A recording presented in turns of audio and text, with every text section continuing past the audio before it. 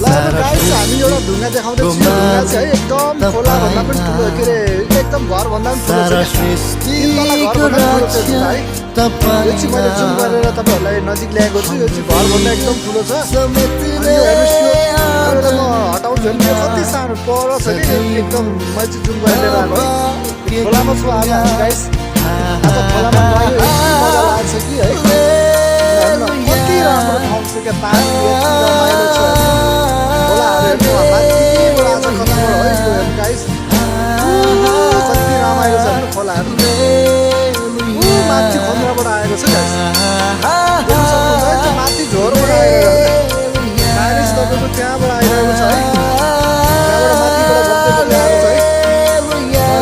गर्छ है हेर्नु धेरै ठुलो पहाड छ यो हेर्दाखेरि नजिकै देख्छ तर यो धेरै टाढा छ यहाँ जानको लागि चाहिँ माथि जानलाई चाहिँ 1 दिन लाग्छ है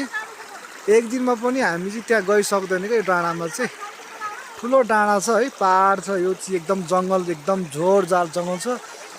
त्यो परतिरको डाँडामा जानलाई पनि तपाईँको 1 दिन लाग्छ यो माथि चाहिँ एकदम ठुलो एउटा मन्दिर छ अरे है यो माथि टाकुरामा एउटा मन्दिर छ भन्छ तर कतापट्टि छ है देख्दै अहिले देख्दैन तर यो धेरै टाढा छ यो जानको लागि 1 दिन लाग्नेछ रमाइलो दृश्यमा तपाईँहरूलाई स्वागत छ है सबजनालाई हेर्नुहोस् अब हामी घर जानेछु यो ढुङ्गा हेर